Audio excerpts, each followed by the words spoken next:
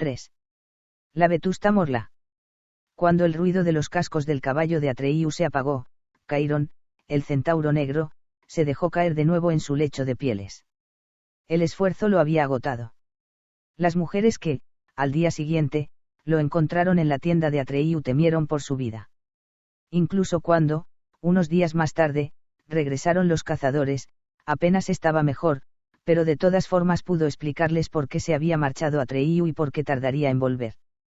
Y como todos querían al muchacho, a partir de entonces se quedaron serios y pensaban en él preocupados. Al mismo tiempo, sin embargo, se sentían orgullosos de que la emperatriz infantil le hubiese encomendado precisamente a él la gran búsqueda aunque nadie pudiera entenderlo del todo.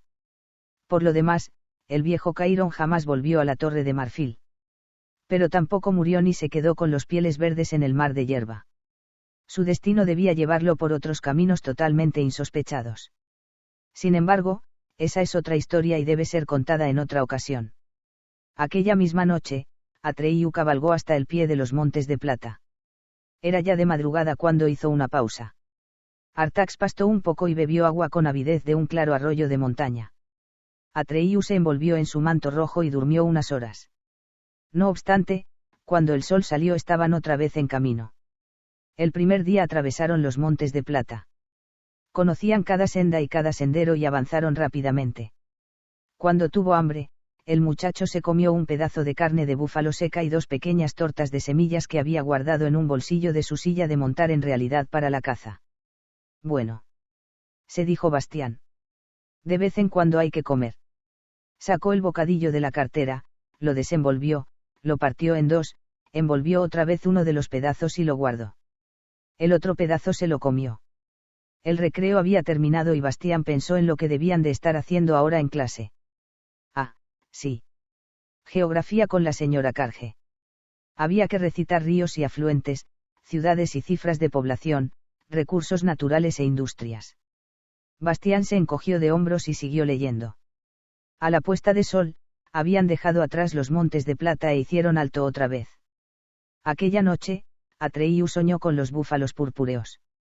Los vio avanzar a lo lejos por el mar de hierba e intentó acercarse a ellos con su caballo. Pero inútilmente. Siempre estaban a la misma distancia, por mucho que espoleara al caballito. Al segundo día atravesaron el país de los árboles cantores.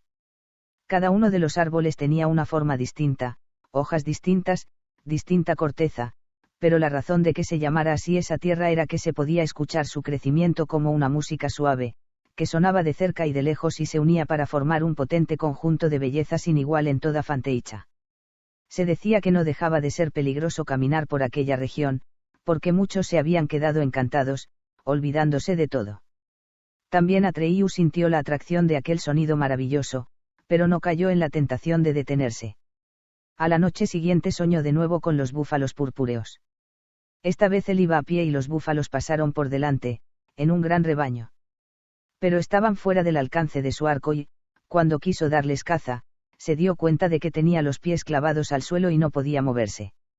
El esfuerzo que hizo para soltarse lo despertó. Estaba amaneciendo aún, pero partió inmediatamente. El tercer día vio las torres de cristal de Erivo, en las que los habitantes de la región capturaban y guardaban la luz de las estrellas. Con ella hacían objetos maravillosamente decorados pero que, salvo ellos, nadie sabía en Fanteicha para qué servían. Encontró incluso a algunas de aquellas gentes, pequeñas figuras que parecían también sopladas en vidrio. De forma extraordinariamente amistosa, le dieron de comer y de beber, pero a su pregunta de cómo podría saber algo sobre la enfermedad de la emperatriz infantil se sumieron en un silencio triste y desconcertado. A la noche siguiente, Atreyu soñó una vez más que los rebaños de búfalos purpúreos pasaban ante él. Vio cómo uno de los animales, un macho especialmente grande y majestuoso, se separaba de los demás y se dirigía, lentamente y sin dar señales de miedo ni cólera, hacia donde él estaba.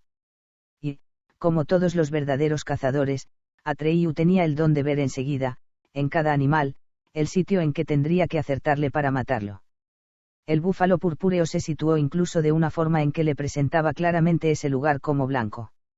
Atreyu puso una flecha en su sólido arco y lo tensó con todas sus fuerzas pero no pudo disparar. Tenía los dedos pegados a la cuerda y no podía separarlos. Y eso mismo o algo parecido le ocurrió en los sueños de las noches siguientes.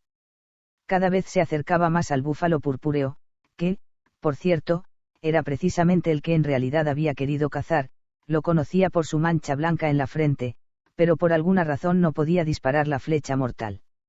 Durante el día seguía cabalgando, alejándose cada vez más, sin saber a dónde iba ni encontrar a nadie que pudiera aconsejarlo. Todos los seres con que se tropezaba respetaban el amuleto de oro que llevaba, pero ninguno podía responder a su pregunta. Una vez vio de lejos las calles de llamas de la ciudad de Brouch, donde vivían criaturas cuyo cuerpo era de fuego, pero prefirió no entrar. Atravesó la gran meseta de los azafranios, que nacen viejos y mueren cuando son bebés. Llegó a Muhammad, el templo de la selva, en el que una gran columna de piedra lunar flota en el aire, y habló con los monjes que viven en el templo. Pero también de allí tuvo que marcharse sin respuesta. Casi una semana llevaba vagando así de un lado a otro cuando, al séptimo día y en la noche siguiente, le pasaron dos cosas muy distintas que cambiaron fundamentalmente su actitud interior y exterior. El relato hecho por el viejo Cairón de los horribles sucesos que se estaban produciendo en toda Fanteicha le había impresionado, pero hasta entonces había sido para él solo un relato. El séptimo día, sin embargo, vio algo con sus propios ojos. Cabalgaba hacia el mediodía por un bosque espeso y oscuro formado por árboles especialmente gigantescos y nudosos.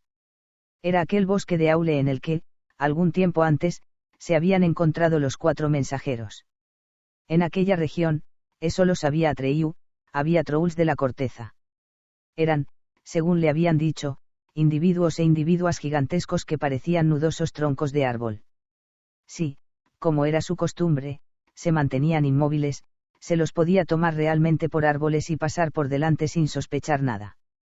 Solo cuando se movían se veía que tenían unos brazos como ramas y unas piernas torcidas semejantes a raíces. Eran, desde luego, tremendamente fuertes, pero no peligrosos. Todo lo más, les gustaba de vez en cuando jugarles malas pasadas a los viajeros extraviados. Atreyu acababa de descubrir un claro del bosque por el que serpenteaba un arroyuelo, y había descabalgado para que Artax bebiera y pastara, cuando de pronto oyó detrás de sí violentos crujidos y chasquidos y se volvió. Del bosque venían hacia él 3 trolls de la corteza, cuya vista hizo que un escalofrío le recorriera la espalda. Al primero le faltaban las piernas y la parte inferior del cuerpo, de forma que tenía que andar con las manos. El segundo tenía un enorme agujero en el pecho, a través del cual se podía mirar, y el tercero brincaba sobre su única pierna porque le faltaba toda la mitad izquierda del cuerpo, como si lo hubieran partido por en medio. Cuando vieron el amuleto en el pecho de Atreyu, se hicieron mutuamente un gesto de asentimiento y se acercaron despacio. «No te asustes», dijo el que caminaba sobre las manos, y su voz sonó como el crujido de un árbol. «Nuestro aspecto no es precisamente muy agradable, pero en esta parte del bosque de Aule nadie más que nosotros puede avisarte. Por eso hemos venido». «¿Avisarme?», preguntó Atreyu. «¿De qué?» «Hemos oído hablar de ti», gimió el del pecho agujereado, «y nos han dicho por qué estás en camino. No debes seguir adelante, porque si no estarás perdido.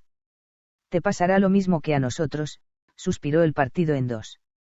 «Míranos. ¿Te gustaría?» «¿Qué os ha pasado?», preguntó Atreyu.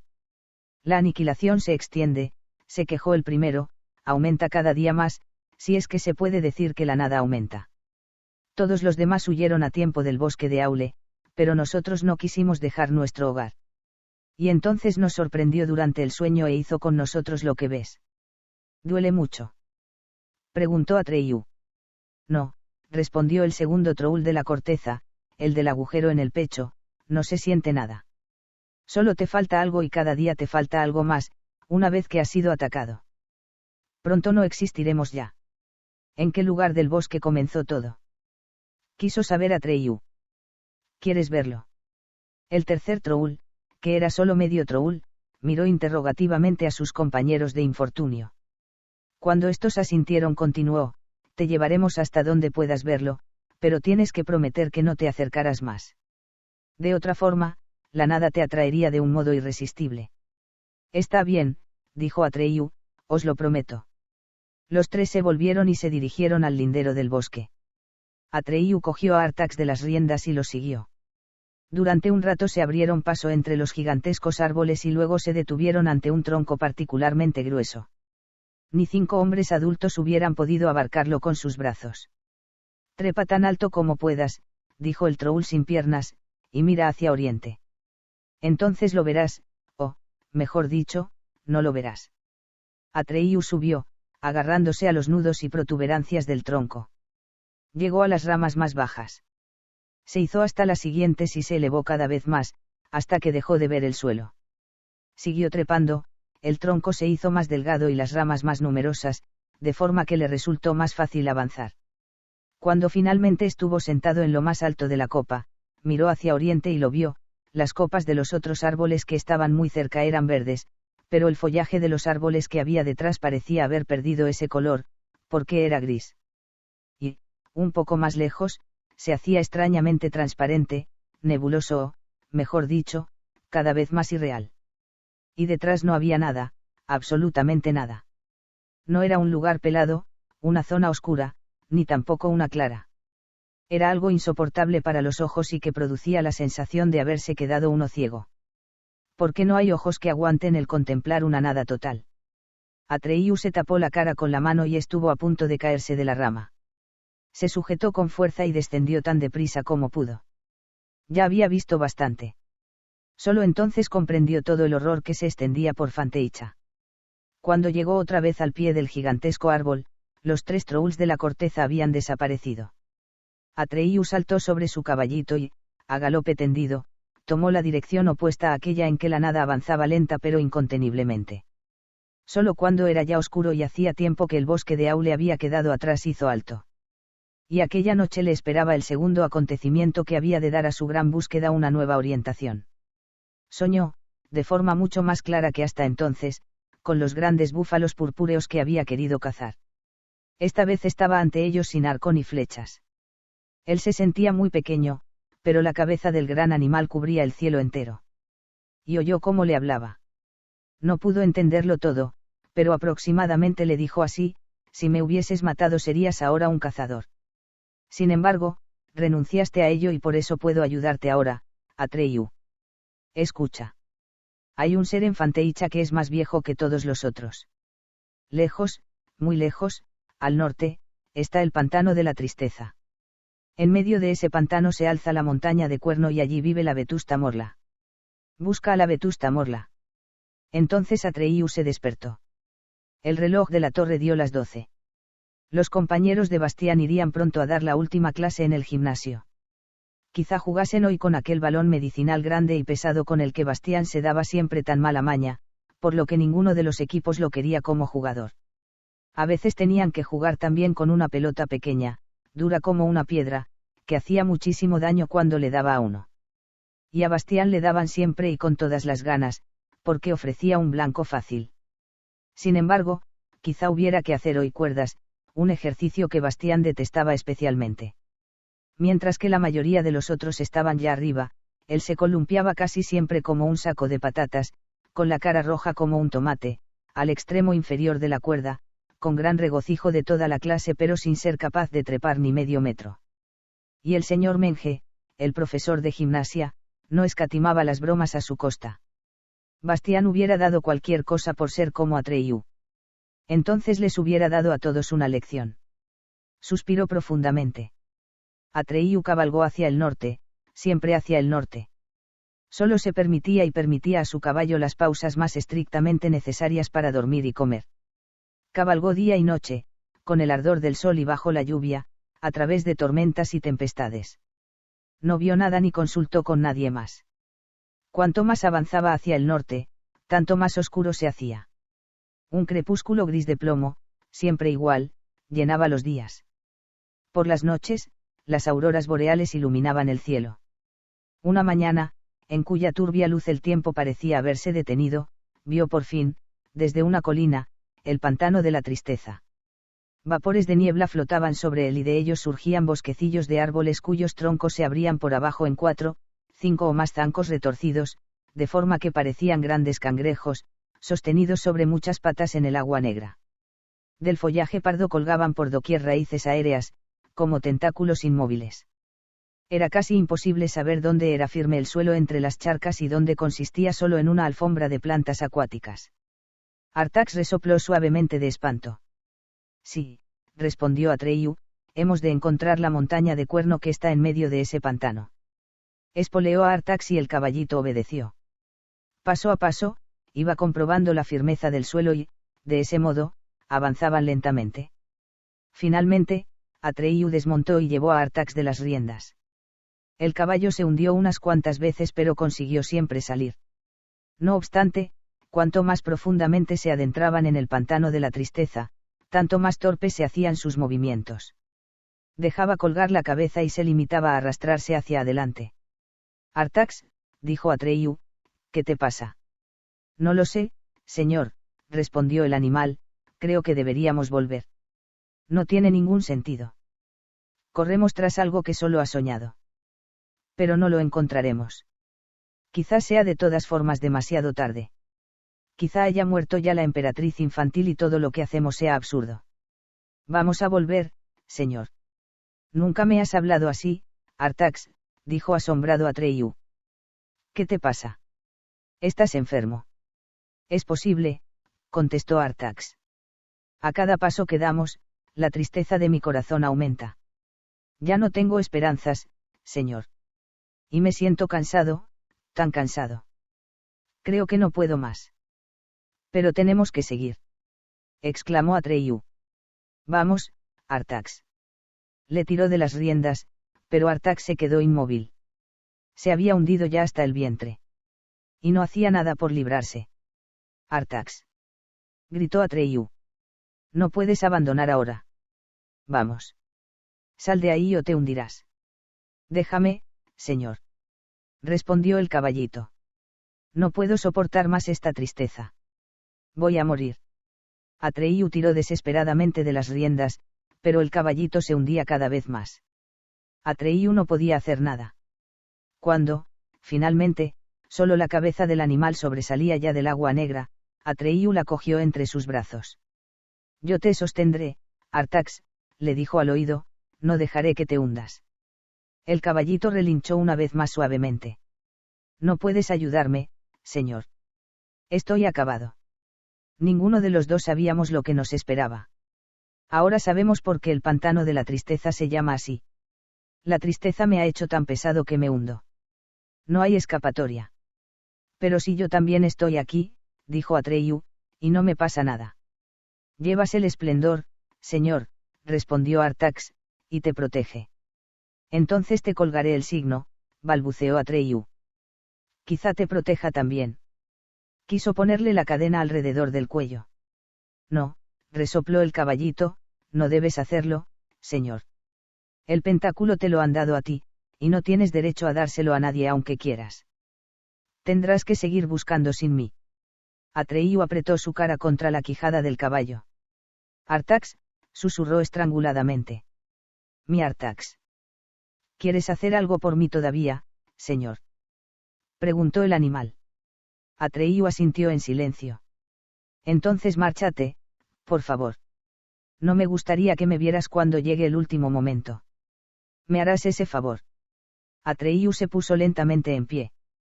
La cabeza de su caballo estaba ahora medio sumergida en el agua negra. Adiós, Atreyu, mi señor. Dijo Artax. Y gracias. Atreyu apretó los labios. No podía decir nada. Saludó una vez más a Artax con la cabeza y luego se dio media vuelta y se fue. Bastián sollozó. No pudo evitarlo. Tenía los ojos llenos de lágrimas y no podía seguir leyendo. Tuvo que sacar el pañuelo y sonarse la nariz antes de poder continuar.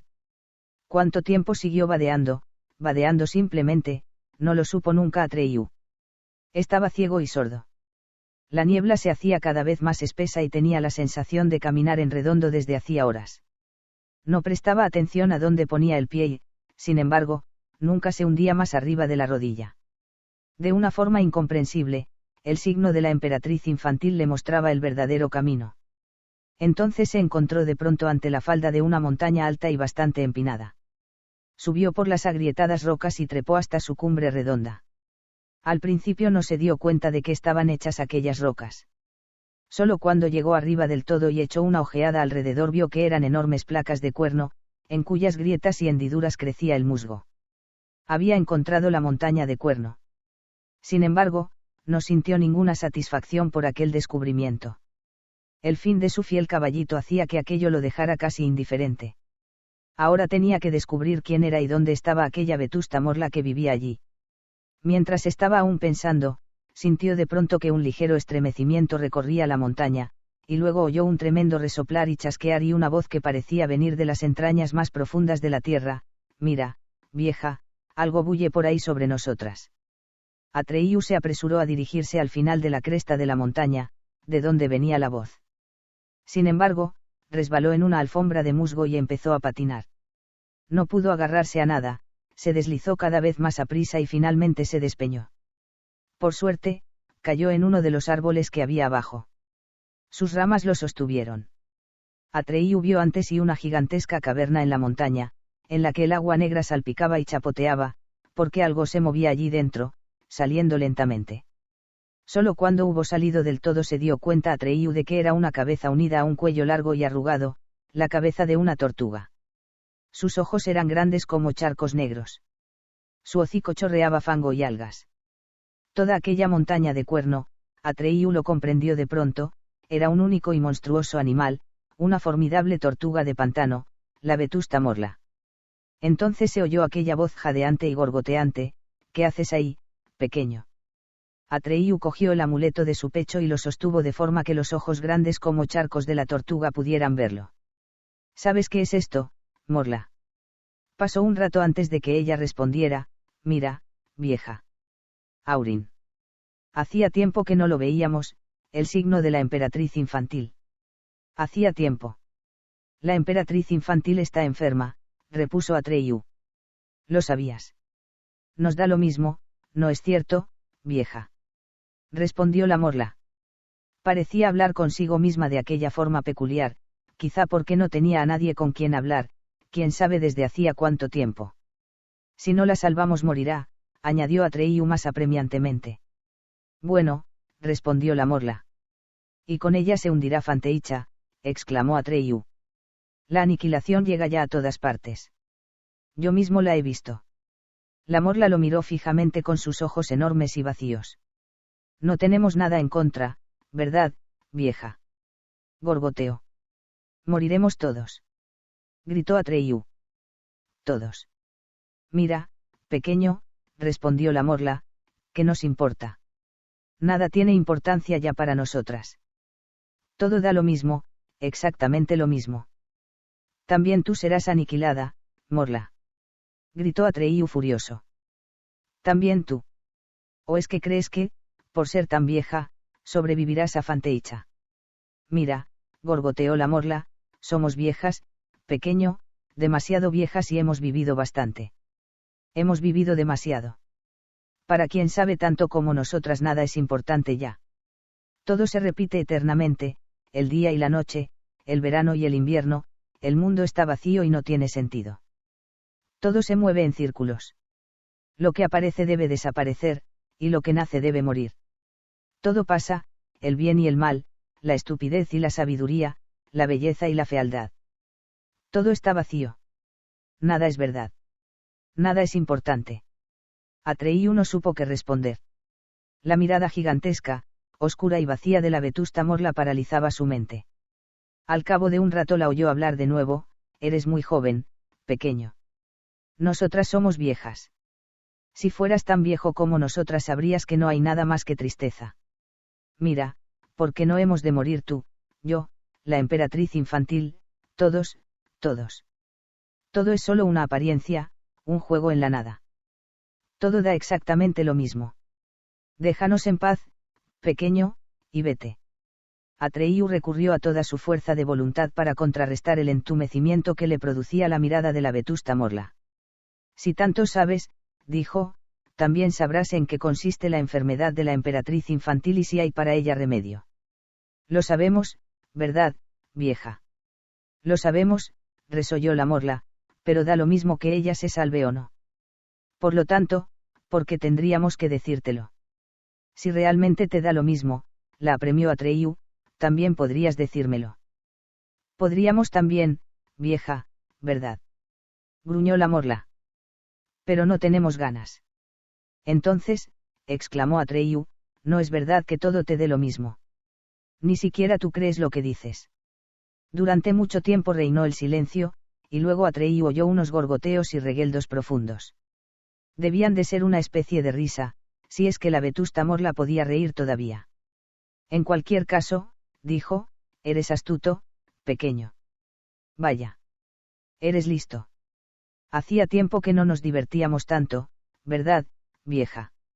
Vaya. También podríamos decírtelo. No hay ninguna diferencia. Se lo decimos, vieja. Hubo un largo silencio. Atreyu esperaba impaciente la respuesta de la morla, sin interrumpir con sus preguntas los lentos y desesperantes pensamientos de ella.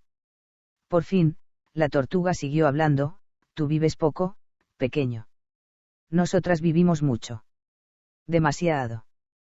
Pero los dos vivimos en el tiempo. Tú poco. Nosotras mucho. La emperatriz infantil existía ya antes que nosotras. Pero no es vieja.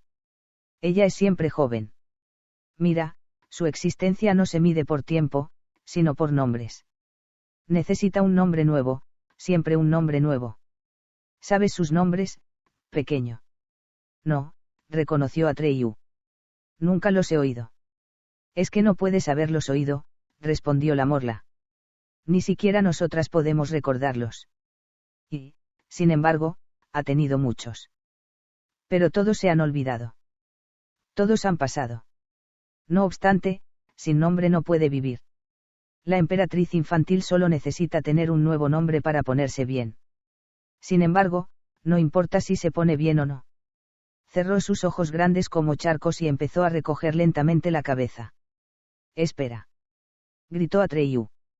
¿De quién recibe los nombres? ¿Quién puede darle un nombre? ¿Dónde puedo encontrar ese nombre? Ninguno de nosotros, oyó gorgotear a la morla, ningún ser de Fanteicha puede darle un nuevo nombre. Por eso todo es inútil. No te preocupes, pequeño. Nada importa. Entonces, ¿quién? Gritó Atreyu fuera de sí. ¿Quién puede darle un nombre que la salve y nos salve a todos? No hagas tanto ruido. Dijo la morla. Déjanos en paz y márchate. Tampoco nosotras sabemos quién puede hacerlo. Si no lo sabes, gritó Atreyu más fuerte aún, ¿quién puede saberlo? Ella abrió de nuevo los ojos. Si no llevases el esplendor, resopló, te comeríamos, solo para estar tranquilas. Vaya. ¿Quién? Insistió Atreyu. Dime quién lo sabe y te dejaré en paz para siempre. Al fin y al cabo da lo mismo, respondió ella, quizá Uyulala, en el oráculo del sur. Quizá ella lo sepa. ¿Qué nos importa? ¿Y cómo puedo llegar hasta allí? No puedes llegar de ninguna forma, pequeño. Vaya. Ni en 10.000 días de viaje. Vives demasiado poco. Morirías antes. Está demasiado lejos. En el sur. Demasiado lejos. Por eso todo es inútil. Se lo habíamos dicho desde el principio, ¿verdad, vieja? Déjalo estar y renuncia, pequeño. Y, sobre todo, déjanos en paz. Diciendo esto, cerró definitivamente sus ojos de mirada vacía y metió otra vez la cabeza en la cueva. Atreyu supo que no podría sacar nada más de ella. Al mismo tiempo, el ser de las sombras que se había formado de la oscuridad del páramo nocturno encontró el rastro de Atreyu y se dirigió al pantano de la tristeza.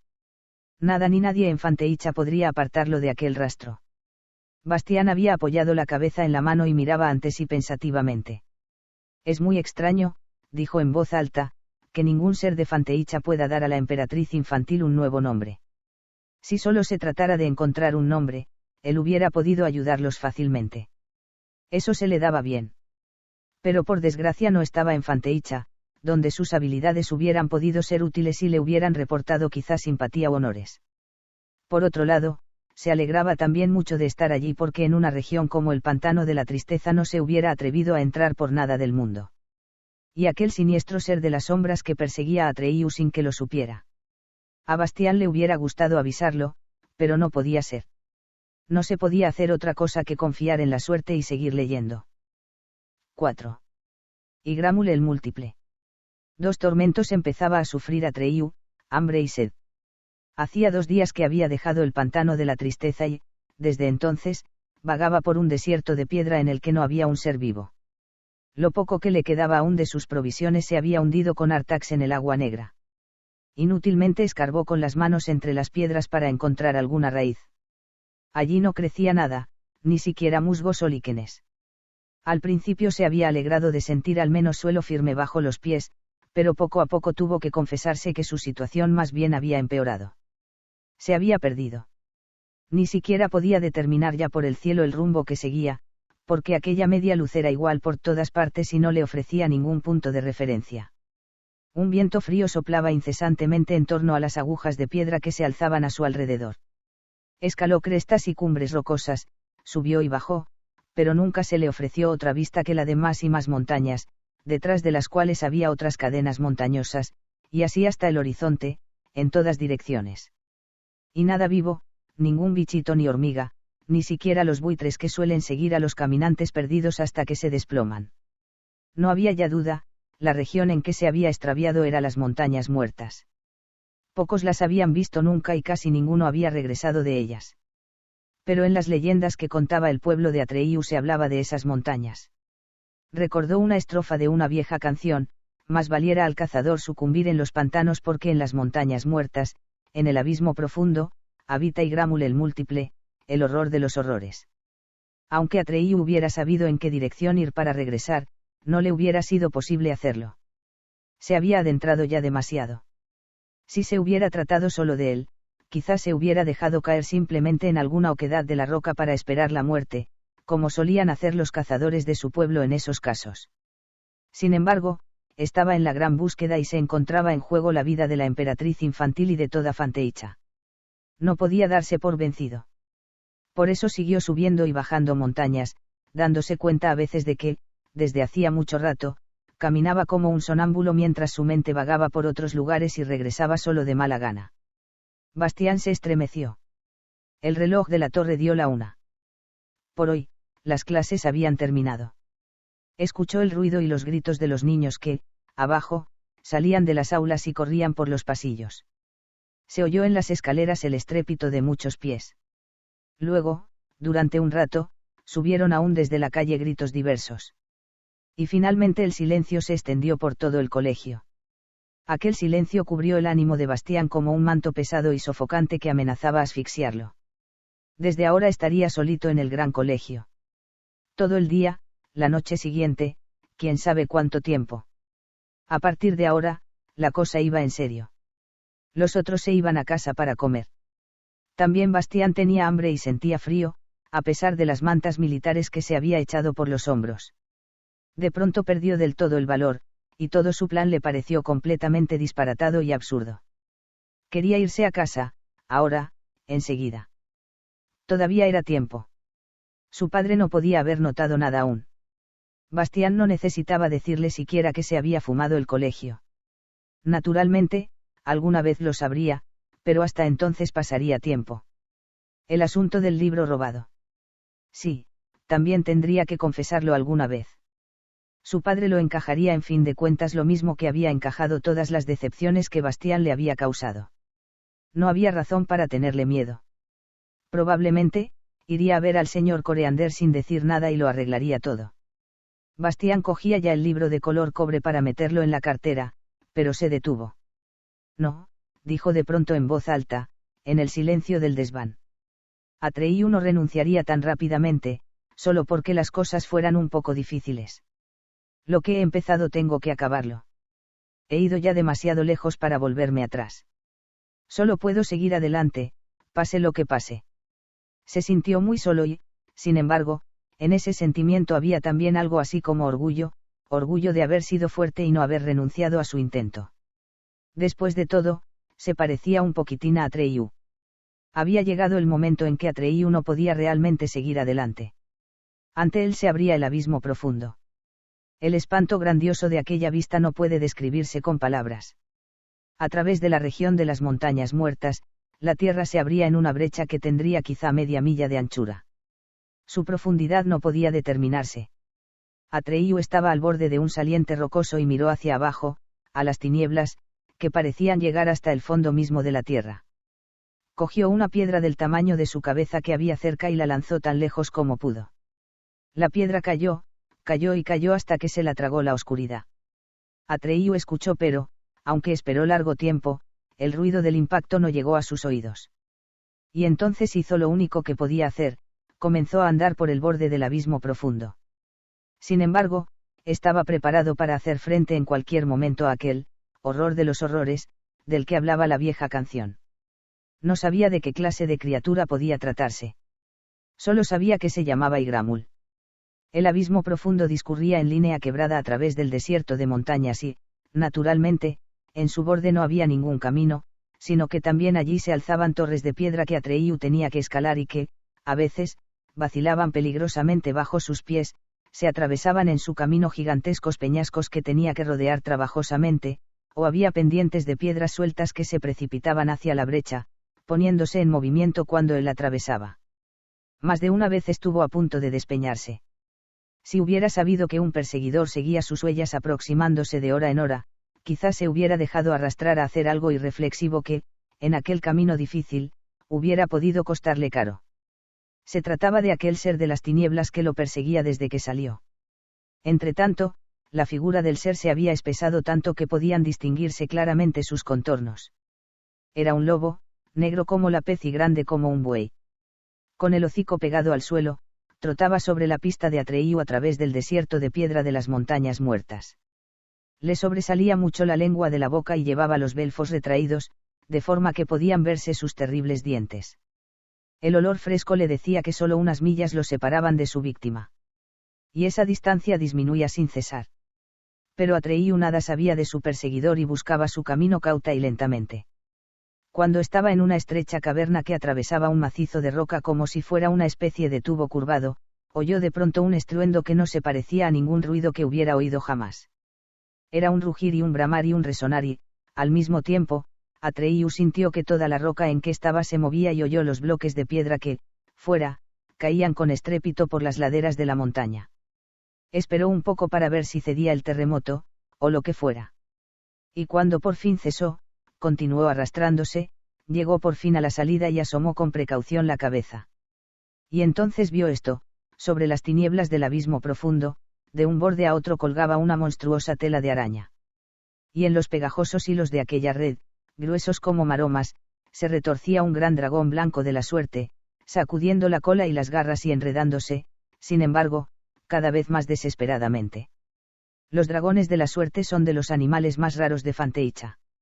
No se parecen en nada a los dragones corrientes ni a los célebres que, como serpientes enormes y asquerosas, viven en las profundas entrañas de la tierra, apestan y vigilan algún tesoro real o imaginario. Estos engendros del caos son casi siempre perversos o huraños, tienen alas parecidas a las de los murciélagos, con las que pueden remontarse en el aire ruidosa y pesadamente, y escupen fuego y humo.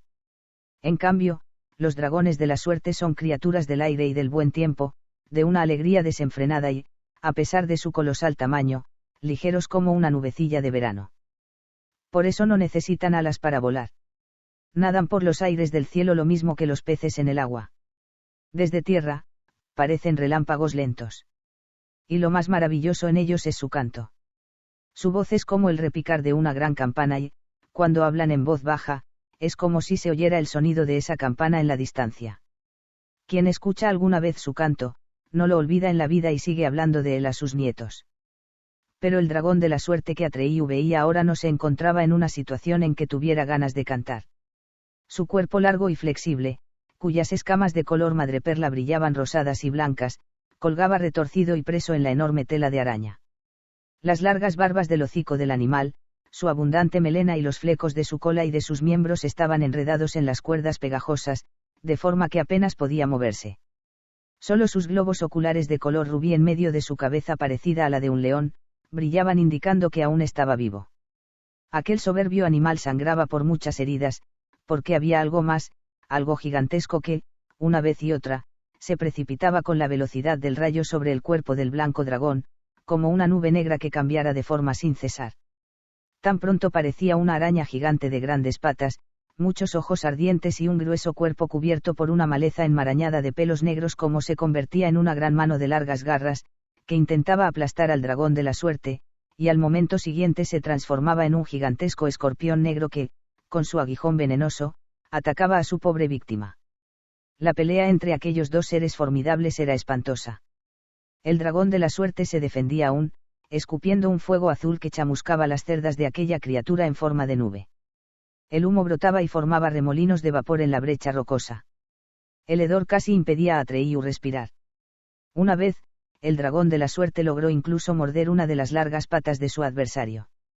Sin embargo, el miembro seccionado no cayó en las profundidades del abismo, sino que se movió un momento en el aire por sí solo y volvió luego a su lugar original, uniéndose otra vez al oscuro cuerpo de forma de nube. Y así ocurría siempre, cada vez que el dragón agarraba uno de los miembros entre sus dientes, parecía morder en el vacío.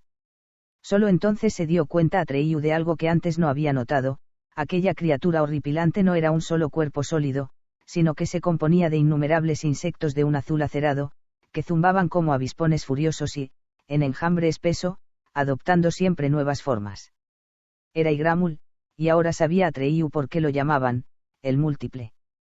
Atreyu salió de un salto de su escondite, cogió la alhaja que llevaba al pecho y gritó, tan fuerte como pudo: alto. En nombre de la emperatriz infantil. Alto. Sin embargo, en medio del rugir y jadear de aquellas criaturas que luchaban, su voz se perdió. Apenas pudo oírla él mismo. Sin pensarlo, corrió por las pegajosas maromas de la red hacia los combatientes. La red vibraba bajo sus pies. Perdió el equilibrio, cayó entre las mallas, se quedó colgando solo de las manos sobre la profundidad tenebrosa, logró subirse de nuevo, se quedó pegado, se libró otra vez y siguió adelante. Igramul se dio cuenta de pronto de que algo se le acercaba. Se dio la vuelta con la rapidez de un relámpago, y su aspecto era horrible. Ahora era solo un rostro gigantesco de color azul acerado, con un único ojo sobre la base de la nariz que, con su pupila vertical de una malignidad inimaginable, miraba fijamente a Atreyu. Bastián lanzó una pequeña exclamación de horror. Un grito de horror resonó en la garganta, rebotando de un lado a otro como un eco. Igramul movió su ojo hacia la izquierda y la derecha para ver si llegaba algún otro, porque el muchacho que estaba ante él, como paralizado de espanto, no podía haber sido. Pero no había nadie más. Habrá sido mi grito lo que ha oído. Pensó Bastián profundamente preocupado. No es posible. Y entonces oyó Atreyu la voz de Igramul. Era una voz muy aguda y un tanto ronca, que no concordaba en absoluto con su rostro gigantesco. Además, su boca no se movía al hablar. Era el zumbido de un enorme enjambre de avispones que formaba palabras. Un bípedo. Le oyó decir Atreyu. Después de tanto pasar hambre, 2 bocados exquisitos. Hoy es un día de suerte para Igramul. Atreyu tuvo que hacer acopio de todas sus fuerzas. Sostuvo el esplendor ante el único ojo del monstruo y le preguntó: ¿conocéis este signo? Acércate, bípedo, zumbó el coro de muchas voces. Igramul no ve muy bien. Atreyu dio otro paso hacia el rostro. Igramul abría ahora la boca. En lugar de lengua, tenía innumerables antenas, pinzas y tentáculos. Más cerca. Zumbó el enjambre. Atreyu dio otro paso adelante, quedando tan cerca del rostro que ahora podía ver claramente los incontables seres distintos de color azul acerado que revoloteaban en confusión. Y, sin embargo, aquel horrible rostro permanecía totalmente inmóvil. Soy Atreyu, dijo, y cumplo una misión de la emperatriz infantil. En mal momento llegas, respondió el colérico zumbido tras una pausa. ¿Qué quieres de Igramul? Como ves, está muy ocupado. Quiero ese dragón de la suerte, respondió Atreyu. Dámelo. ¿Para qué lo quieres, bípedo Atreyu? He perdido mi caballo en el pantano de la tristeza. Tengo que ir al oráculo del sur, porque solo Uyulala puede decirme quién es capaz de dar un nuevo nombre a la emperatriz infantil. Si no recibe ese nombre, morirá y, con ella, toda Fanteicha. También vosotros, Igramul, a quienes llaman el múltiple. Ah. Llegó desde el rostro como un sonido prolongado.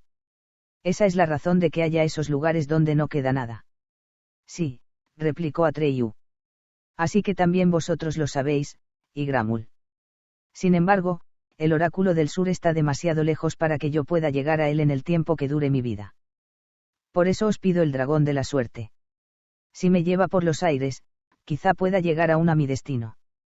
En el enjambre revoloteante que formaba el rostro se pudo oír algo que podía ser una risa ahogada de muchas voces. Te equivocas, bípedo Atreyu. Nada sabemos del oráculo del sur ni de Uyulala, pero sabemos que ese dragón no puede llevarte ya. E incluso aunque no estuviera herido, vuestro viaje duraría tanto que, entre tanto, la emperatriz infantil moriría de su enfermedad. No puedes medir tu búsqueda teniendo en cuenta tu vida, bípedo Atreyu, sino la suya. La mirada del ojo de pupila vertical era difícilmente soportable y Atreyu bajó la cabeza. Eso es cierto, dijo en voz baja. Además, siguió diciendo el rostro sin moverse, el dragón tiene ya en el cuerpo el veneno de Igramul. Como mucho, le queda una jourita de vida. Entonces no hay esperanza, murmuró Atreyu. Ni para él, ni para mí, ni tampoco para vosotros, Igramul. Bueno, zumbó la voz, al menos Igramul habrá comido bien otra vez. Pero no es nada seguro que se trate realmente de la última comida de Igramul. Él conoce un medio que te llevaría en un santiamén hasta el oráculo del sur. Que te guste o no, bípedo Atreyu, es otra cuestión. ¿Qué quieres decir? Es el secreto de Igramul. Pero también las criaturas del abismo tienen sus secretos, bípedo Atreyu. Igramul no lo ha revelado nunca hasta ahora. Y también tú debes jurar que nunca lo revelarás. ¿Por qué le perjudicaría a Igramul? Le perjudicaría mucho a Igramul que se supiera. Lo juro. Habla. El enorme rostro azul acerado se inclinó un poco hacia adelante y zumbó de una forma casi inaudible, debes dejar que Igramul te muerda. Atreyu retrocedió asustado. El veneno de Igramul, siguió diciendo la voz, mata en el plazo de 1 hora, pero da también a quien lo recibe la facultad de trasladarse al lugar de Fanteicha que desee. Piensa en lo que ocurriría si eso se supiera. A Igramul se le escaparían todas sus víctimas. 1 hora. Exclamó Atreyu. ¿Pero qué puedo hacer en 1 hora? Bueno, susurró el enjambre, en cualquier caso es más que todas las horas que aún te quedan aquí. Decídete. Atreyu luchaba consigo mismo. ¿Dejaréis en libertad al dragón de la suerte si os lo pido en nombre de la emperatriz infantil? Preguntó por fin. No, respondió el rostro, no tienes ningún derecho a pedirle eso a Igramul, aunque lleves a Aurin, el esplendor. La emperatriz infantil permite que todos seamos como somos. Por eso también Igramul se inclina ante su signo. Y tú lo sabes muy bien. Atreyu seguía teniendo la cabeza baja. Lo que Igramul decía era verdad. Así pues, no podía salvar al dragón de la suerte. Sus propios deseos no contaban. Se irguió y dijo, haz lo que me has propuesto. Con la rapidez del relámpago, la nube azul acerada cayó sobre él, rodeándolo por todas partes. Atreyu sintió un furioso dolor en el hombro izquierdo y solo pensó, al oráculo del sur. Luego la vista se le nubló. Cuando, poco después, el lobo llegó a aquel lugar, vio la enorme tela de araña, pero a nadie más. El rastro que había seguido hasta entonces se interrumpía bruscamente y, a pesar de todos sus esfuerzos, no pudo volver a encontrarlo. Bastián se interrumpió. Se sentía mal, como si él mismo tuviera el veneno de Igramul en el cuerpo. Gracias a Dios, dijo para sí en voz baja, que no estoy en Fanteicha. Esos monstruos, por suerte, no existen en la realidad. Al fin y al cabo, se trata solo de una historia. Pero de verdad era solo una historia. ¿Cómo era posible entonces que Igramul, y probablemente también Atreyu, hubiera oído el grito de espanto de Bastián?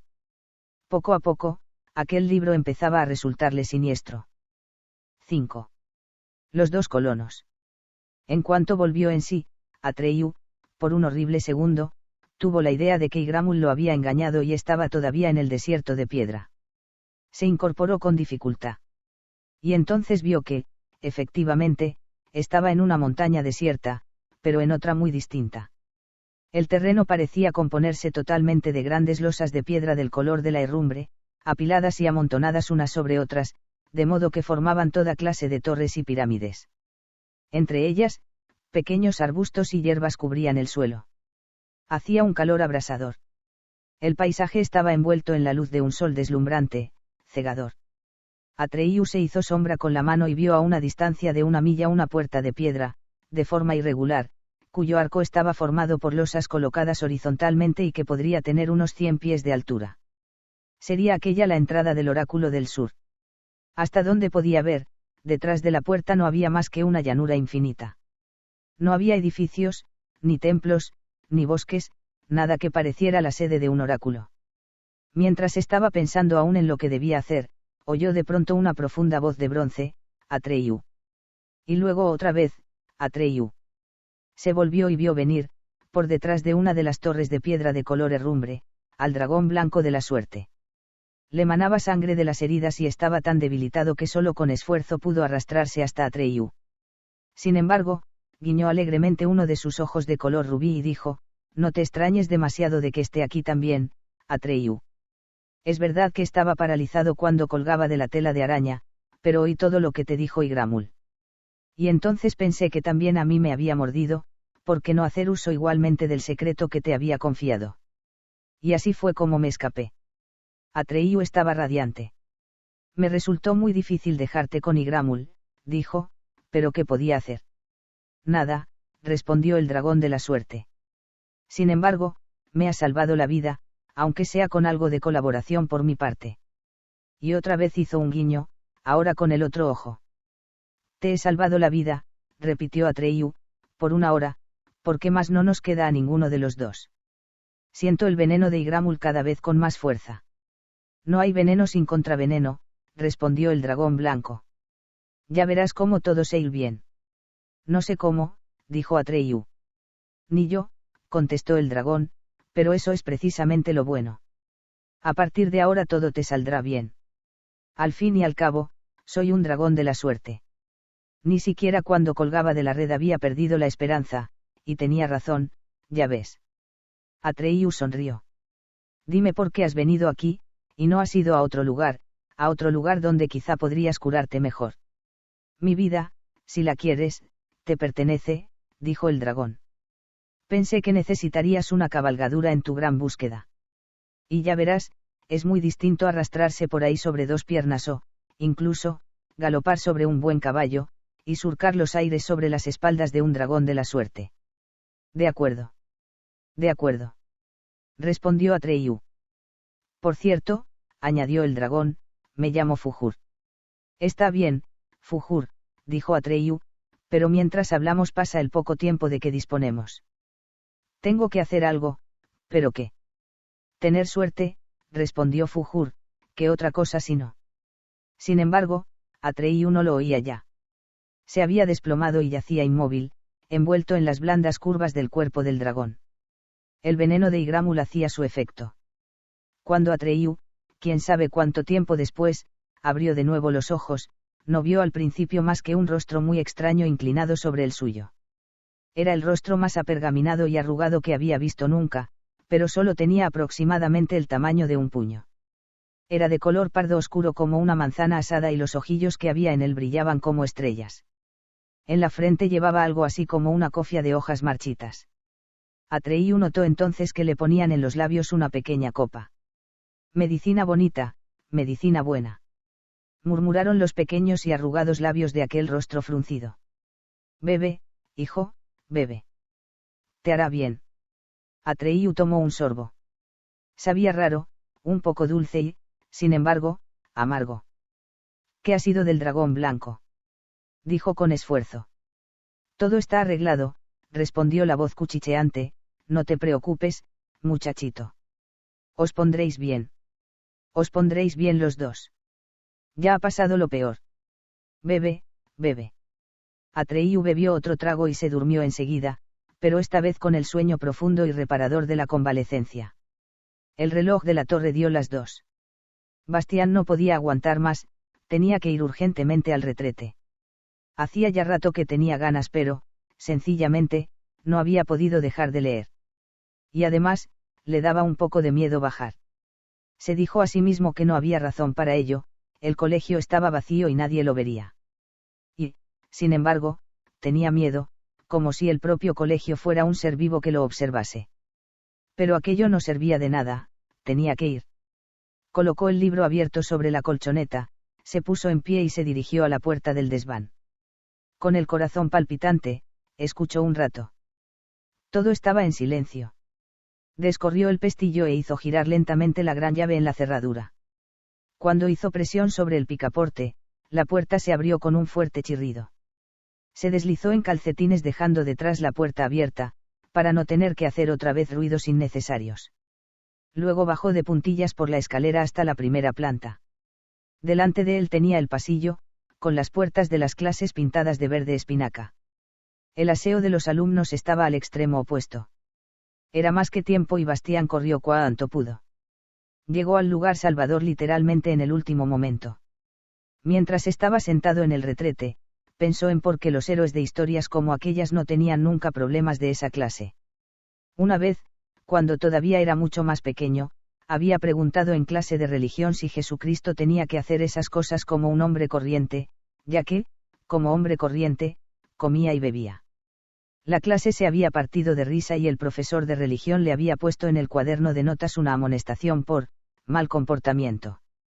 Pero Bastián no había recibido ninguna respuesta. Y la verdad era que no había pretendido portarse mal. Probablemente, se dijo ahora, esas cosas son secundarias y poco importantes, y por eso no hay que mencionarlas en las historias.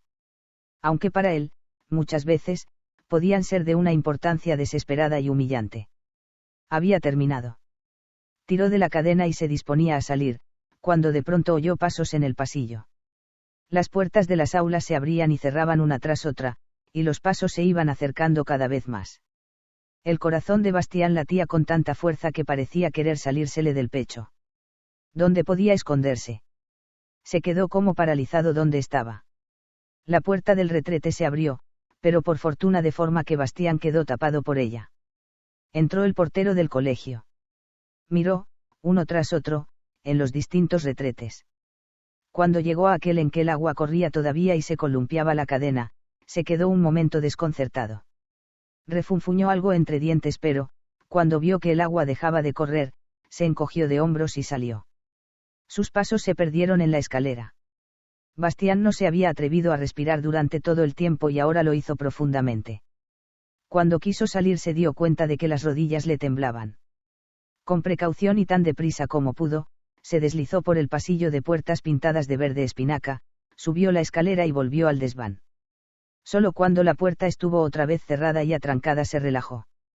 Con un profundo suspiro, se dejó caer otra vez en su lecho de colchonetas, se envolvió en las mantas militares y cogió el libro. Cuando Atreyu despertó de nuevo, se sintió totalmente descansado y fuerte. Se incorporó. Era de noche, la luna brillaba luminosa y vio que se encontraba en el mismo lugar en que se había desplomado junto al dragón blanco. También Fujur seguía allí, pero respiraba de una forma tranquila y profunda y parecía totalmente dormido. Todas sus heridas habían sido vendadas. Atreyu observó que también su propio hombro había sido curado del mismo modo, no con vendas sino con hierbas y fibras vegetales. A unos pasos solo había en la roca una pequeña gruta, por cuya entrada salía un resplandor amortiguado. Sin mover el brazo izquierdo, Atreyu se puso en pie con cuidado y se dirigió a la baja entrada de la cueva. Se inclinó y vio en el interior una estancia que parecía la cocina de un alquimista en miniatura. En segundo plano chisporroteaba en la chimenea una alegre hoguera. Por todas partes había crisoles, cacharros y botellas de formas extrañas. En una estantería había almacenados manojos de plantas secas de distintas especies. La mesita del centro y los demás muebles parecían hechos de raíces. En conjunto, la vivienda producía una impresión agradable. Solo al oír una tosecilla se dio cuenta Atreyu de que, en una butaca, delante de la chimenea, había un tipejo pequeñito. Llevaba en la cabeza una especie de gorro de madera de raíz, que parecía la cazoleta invertida de una pipa. Su rostro era del mismo color pardo oscuro y tan arrugado como el que Atreyu había visto inclinado sobre él la primera vez que se despertó. Sin embargo, tenía sobre la nariz unas gafas grandes y sus rasgos eran más duros y preocupados. El tipejo leía en un gran libro que tenía sobre las rodillas. Entonces apareció bamboleándose, procedente de otra habitación que había más atrás, una segunda figurita en la que Atreyu reconoció enseguida al ser que antes se le había aparecido. Únicamente entonces vio que se trataba de una mujercita. Además del gorro de hojas, llevaba, lo mismo que el hombrecillo del sillón situado junto a la chimenea, una especie de hábito de monje, que parecía hecho también de hojas marchitas. Tarareando contenta para sí, se frotó las manos y se ocupó luego de un caldero que colgaba sobre el hogar. Aquellos dos personajes eran apenas más altos que una pierna de Atreyu, medida de la planta del pie a la rodilla. Era evidente que los dos eran miembros de la muy ramificada familia de los gnomos, aunque de una clase poco frecuente. Mujer, rezongó el hombrecillo, quítate de la luz. No me dejas estudiar. Tú y tus estudios. Respondió la mujercita. ¿A quién le interesan? Lo que importa ahora es que se cueza mi elixir mágico. Esos dos de ahí afuera lo necesitan. Esos dos de ahí afuera, repuso el hombrecillo irritado, necesitarán mucho más de mi ayuda y mis consejos. Por mí, replicó la mujercita, pero solo cuando estén bien. Déjame sitio, viejo. El hombre, refunfuñando, se apartó un poco del fuego. Atreyu carraspeó para llamar la atención. La pareja de gnomos se volvió para mirarlo. Ya está bien, dijo el hombrecillo. Ahora me toca a mí. Nada de eso. Lo regañó la mujercita. Si está bien o no lo decido yo.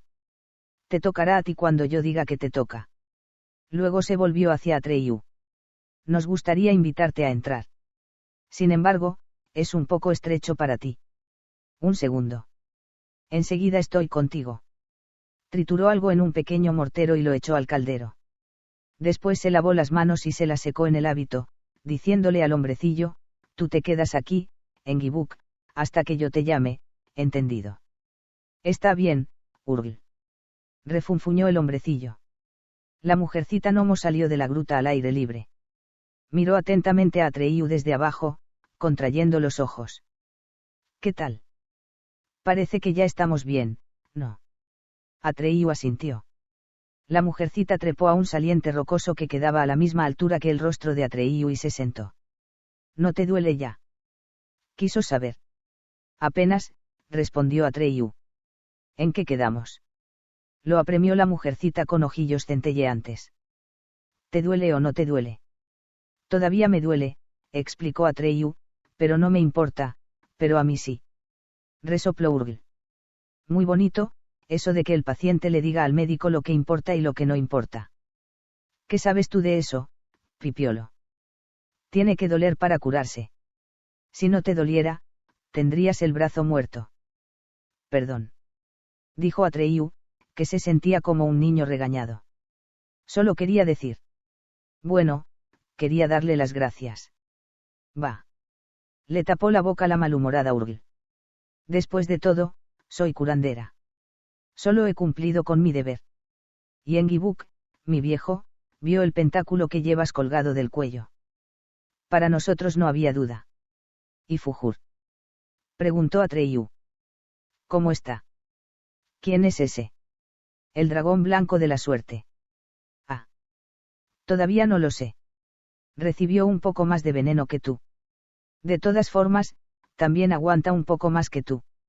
Realmente, debería salir del paso. Estoy casi segura de que se pondrá bien otra vez. Solo necesita un poco de descanso. ¿Dónde habéis recibido todo ese veneno, eh?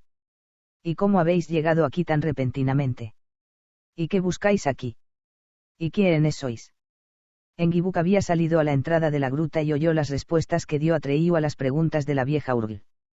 Luego se adelantó unos pasos y dijo, calla, mujer, ahora me toca a mí. Se volvió a Atreyu, se quitó el gorro de forma de cazoleta de pipa, se rascó la calva cabecita y dijo, no se lo tomes a mal, Atreyu. La vieja Urgl es a menudo un poco bruta, pero no lo hace con mala intención. Me llamo Engibuk. También nos llaman los dos colonos. ¿Has oído hablar de nosotros? No, reconoció Atreyu. Engibuk pareció un poco ofendido. Bueno, dijo, seguramente no te mueves en los medios científicos porque, de otro modo, te hubieran dicho sin duda que no podrías encontrar mejor consejero que yo si quieres ver a Uyulala en el Oráculo del Sur. Has venido al sitio adecuado, muchacho. No te des tanta importancia. Se entrometió la vieja Urgl. Luego bajó de su asiento y desapareció refunfuñando en la gruta. Engibuk hizo deliberadamente caso omiso de la interrupción. Te lo puedo explicar todo, siguió diciendo, he estudiado el asunto por dentro y por fuera durante toda mi vida. En realidad, para eso he montado mi observatorio. En breve publicaré una gran obra científica sobre el oráculo. Su título será, El enigma de Uyulala, resuelto por el profesor Engibuk. No suena mal, ¿eh? Por desgracia, todavía me faltan algunos detalles. Tú podrías ayudarme, muchacho. ¿Un observatorio? Preguntó Atreyu, que no conocía la palabra. Engibuk asintió con los ojos chispeantes de orgullo. Con un gesto de la mano, invitó a Atreyu a seguirlo. Entre las enormes losas de piedra subía un pequeño sendero que daba muchas vueltas. En varios lugares, donde el sendero era especialmente empinado, había diminutos escalones tallados que, naturalmente, eran demasiado pequeños para los pies de Atreyu. Simplemente, se los subía de un salto. Sin embargo, tenía que esforzarse para seguir al gnomo, que trotaba ágilmente delante de él. Una clara noche de luna, le oyó decir a Engibuk. ¿Podrás verla? ¿A quién? Quiso saber Atreyu. A Uyulala. Pero Engibuk negó con la cabeza enfadado y siguió adelante bamboleándose. Por fin llegaron a lo alto de la torre de rocas. El suelo era plano y solo en un costado se alzaba una especie de parapeto natural, una barandilla de losas de piedra. En el centro de esas losas había un agujero, evidentemente hecho con herramientas. Delante del agujero había un pequeño catalejo, sobre un trípode de madera de raíz. Engibuk miró por él, lo ajustó ligeramente haciendo girar unos tornillos y luego hizo con la cabeza un gesto de satisfacción, invitando a Atreyu a echar una ojeada a su vez. Atreyu obedeció la indicación, aunque tuvo que echarse en el suelo y apoyarse en los codos para poder mirar por el tubo. El catalejo estaba orientado hacia la gran puerta de piedra, de forma que se veía la parte inferior de la pilastra derecha. Y Atreyu vio que, junto a esa pilastra, erguida y totalmente inmóvil a la luz de la luna, había una imponente esfinge. Sus patas delanteras, en las que se apoyaba, eran de león, la parte trasera de su cuerpo, de toro, en la espalda tenía unas poderosas alas de águila y su rostro era el de un ser humano, por lo menos en cuanto a la forma, porque su expresión no era humana. Era difícil saber si aquel rostro sonreía, o reflejaba una tristeza inmensa o una indiferencia total. A Atreyu, después de haberlo contemplado durante un rato, le pareció lleno de una maldad y una crueldad abismales, pero enseguida tuvo que corregir su impresión al no encontrar en él más que serenidad. Déjalo ya. Oyó la voz del gnomo en su oído. No lo averiguarás. A todo el mundo le pasa igual. También a mí. Durante toda mi vida la he observado y no he podido lograrlo. Y ahora, la otra. Hizo girar uno de los tornillos, la imagen se desplazó, pasando por la abertura del arco, detrás del cual solo se extendía una llanura vacía, y apareció a la vista de Atreyu la pilastra de la izquierda donde, en la misma posición, había una segunda esfinge. Su cuerpo imponente relucía, extrañamente pálido y como de plata líquida, a la luz de la luna. Parecía mirar fijamente a la primera esfinge, de igual modo que la primera miraba inmóvil en su dirección. ¿Son estatuas?, preguntó Atreyu en voz baja, sin poder apartar la vista. ¿O no?, respondió Engibuk con una risita. Son dos esfinges de verdad, vivas, y muy vivas. Pero para ser la primera vez, ya has visto bastante. Ven, vamos abajo. Te lo explicaré todo. Y tapó con la mano el catalejo, de forma que Atreyu no pudo ver más. En silencio, regresaron por el mismo camino.